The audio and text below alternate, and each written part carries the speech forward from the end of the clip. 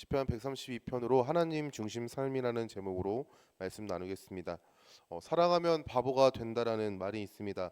모든 생각과 판단이 사랑하는 한 사람을 향한 그 마음 때문에 정확한 분별이 어렵고 정확한 사고를 하지 못하기 때문에 사랑하면 바보가 된다라고 말하는 것 같습니다.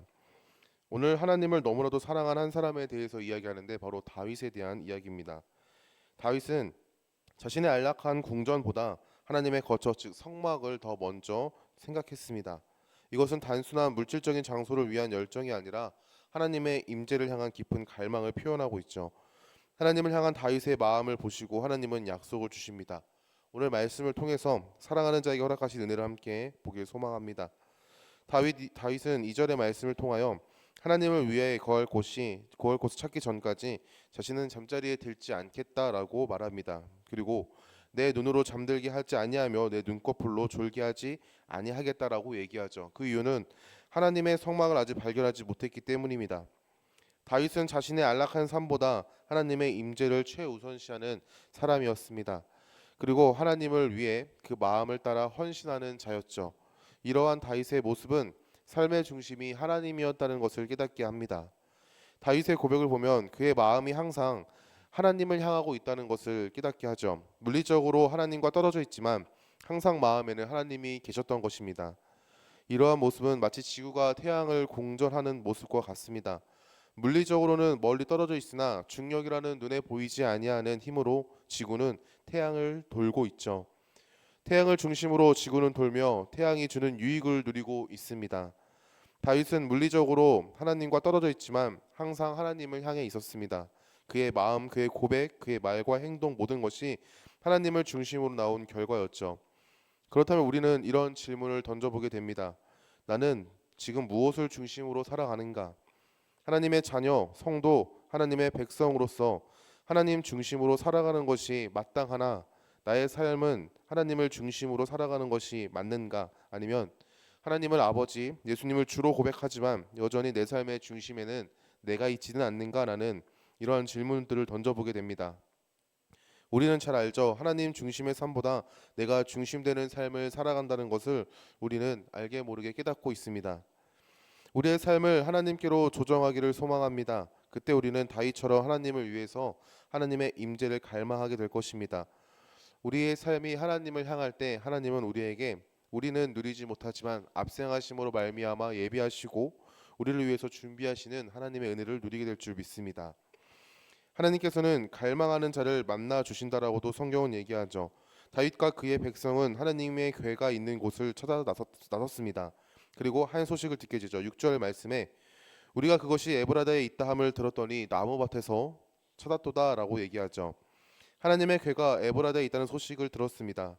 다윗과 그의 백성들은 이 소식을 듣고 하나님의 궤가 있는 곳으로 나아갔습니다.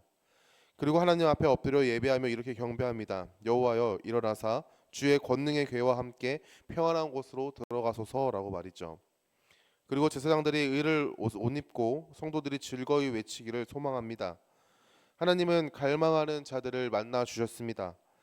예수님께서 마태복음에서 이렇게 말씀하셨죠. 마태복음 7장 7절과 8절 말씀에 구하라 그리하면 너희에게 주실 것이요 찾으라 그리하면 찾아낼 것이요 문을 두드리라 그리하면 너희에게 열릴 것이니 구하는 이마다 받을 것이요 찾는 이는 찾아낼 것이요 두드리는 이에게는 열릴 것이니라.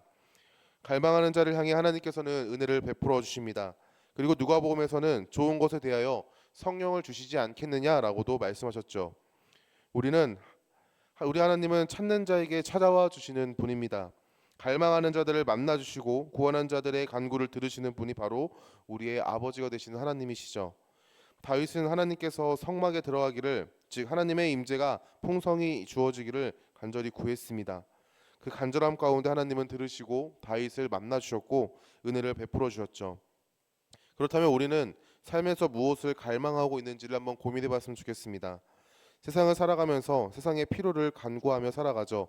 돈과 명예와 권력과 건강과 안정과 인정과 평안과 기쁨을 간구하며 그것을 하나님께 간절히 구하며 나아갑니다. 그런데 우리는 정말 하나님을 향한 갈망이 있었는지 한번 생각해 봤으면 좋겠습니다. 어쩌면 우리는 하나님보다 하나님의 손에 붙들려 있는 그 무언가를 더 갈망하고 그것이 주어지면 기뻐하고 주어지지 않으면 더욱 간구하지 않았는가라는 생각을 해보았습니다. 다윗은 자기의 평안함을 포기하고 하나님을 선택했죠. 왕이라는 왕이라고 할지라도 필요한 것, 갖고 싶은 것이 많았을 텐데 다윗은 하나님을 찾았습니다. 하나님 앞에 모든 것이 있음을 알았던 다윗은 하나님을 구했던 것이죠. 우리의 삶에 하나님을 찾는 기도가 넘치길 소망합니다. 하나님께 무엇을 간구하는 기도만큼이나 그 이상으로 하나님이라는 그 한 분을 찾는 기도가 넘치길 소망합니다. 하나님을 찾는다는 것은 우리의 필요를 채우실 하나님의 선하심을 고백하는 것이죠. 하나님의 손에 붙들려 있는 무언가를 하나님을 찾는 자에게 주실 것이다라는 그 믿음의 고백입니다. 성도는 하나님을 갈망해야 합니다. 예수님은 언제나 하나님을 찾았습니다.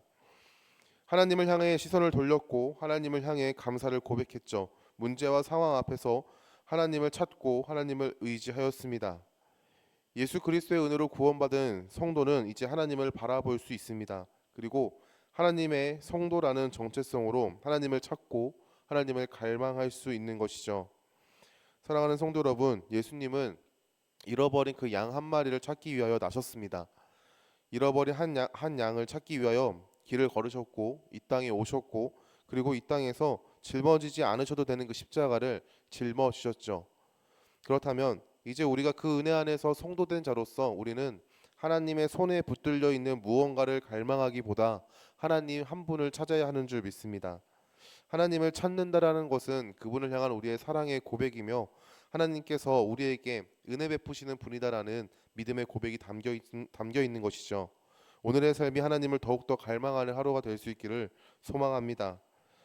하나님을 찾고 갈망했던 다윗에게 하나님께서는 다윗의 후손을 통해 영원한 왕을 세우시겠다라고 약속합니다.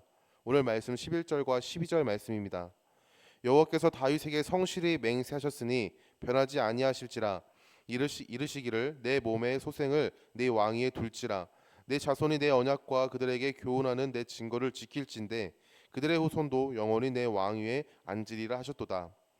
하나님께서 성실히 맹세하셨다라고 성경은 얘기하죠. 하나님은 이 약속을 직접 이루셨습니다. 다윗의 후손으로 오는 수많은 사람을 통해 하나님은 다윗에게 약속하신 말씀을 이루셨죠.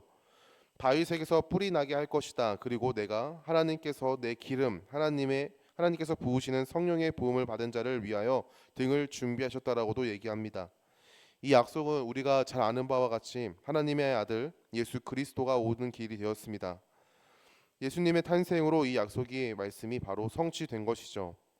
그리고 예수님께서 이 땅에 영원한 하나님의 나라를 세우셨습니다. 세상과 다른 사랑이라는 방법으로 말이죠. 하나님을 찾고 하나님을 갈망하는 자에게 찾아와 주시는 하나님께서는 은혜를 베풀어 주시고 은혜 안에서 약속을 주시는 분입니다. 우리에게도 하나님이 찾아와 주셨습니다. 하나님의 아들 예수 그리스도 그리고 하나님의 영이신 성령 하나님께서 우리의 마음 가운데 찾아와 주셨죠. 그리고 우리에게 하나님의 약속을 주셨습니다. 우리를 위해 행하실 하나님의 선하심을 보는 은혜를 주신 것이죠. 하나님은 은혜 안에서 약속을 주십니다. 은혜 안에서 허락하시는 약속을 생각하면 노아 시대 때 홍수 심판 이후에 허락하신 무지개가 생각이 납니다. 하나님은 세상의 가증함을 보시고 그 땅 가운데 물로 심판하셨습니다. 그리고 심판하신 후에 하나님께서는 모든 살아있는 생물에게 다시는 물로 땅을 심판하지 않겠다라고도 약속하셨죠. 그 약속의 증표로 주신 것이 바로 무지개입니다. 이 무지개는 인간의 의로운 행위에 근거하지 않습니다. 오직 하나님의 은혜로 주어진 것이죠. 하나님은 다윗을 만나 주셨습니다. 하나님께서 다윗을 만나 주신 그 이유는 다윗이 완벽하기 때문이 아닙니다. 하나님은 하나님을 향한 다윗의 마음을 보시고 그에게 은혜를 베풀어 주신 것이죠. 은혜로 만나 주셨고 은혜로 약속을 주셨습니다. 사무엘 하의 말씀에는 다윗의 치부를 적나라하게 드러내고 있습니다. 그러나 그를 향한 약속을 하나님께서는 이어가고 있습니다. 하나님께서 직접 그 안에서 역사하심으로 말미암아 하나님께서 약속하신 다윗의 후손을 통해 왕이 온다. 그리고 너의 집을 내가 견고히 하리라라고 말씀하셨던 그 말씀을 이루어 가시는 것이죠. 말씀을 마치겠습니다. 다윗은 하나님이 중심되는 삶을 살았습니다. 자신의 평안과 안위보다 하나님을 찾는 것이 더 기쁨이었습니다.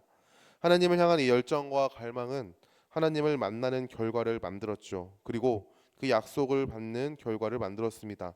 하지만 다윗이 받은 모든 것은 하나님께서 다윗에게 허락하신 은혜였다라고 고백합니다. 다윗은 은혜로 하나님을 만났고 은혜로 약속을 받았습니다. 하나님을 중심으로 하는 삶은 하나님을 더욱 바라는 삶입니다. 하나님을 구하고 하나님을 원하고 하나님을 찾는 삶인 것이죠. 우리는 우리 하나님은 이러한 간절함 가운데 은혜를 베풀어 주신다는 사실을 기억해야 합니다. 그리고 우리의 간절함 가운데 우리가 상상하지도 못하는 은혜를 부어 주신다는 사실도 우리는 믿고 의지해야 하죠. 우리의 삶이 하나님을 중심으로 살아가는 삶이 될 수 있기를 소망합니다. 우리를 너무 사랑하셔서 자기 아들을 내어 주신 하나님을 우리도 더욱 사랑하고 하나님을 더욱더 찾고 하나님을 갈망하는 오늘의 삶이 될 수 있길 소망합니다. 우리의 간구 가운데 우리 안에 계신 성령님께서 일하실 줄 믿습니다. 오늘 하루가 하나님을 찾고 부어주시는 은혜를 누리는 그런 하루가 될 수 있기를 예수님의 이름으로 축원합니다.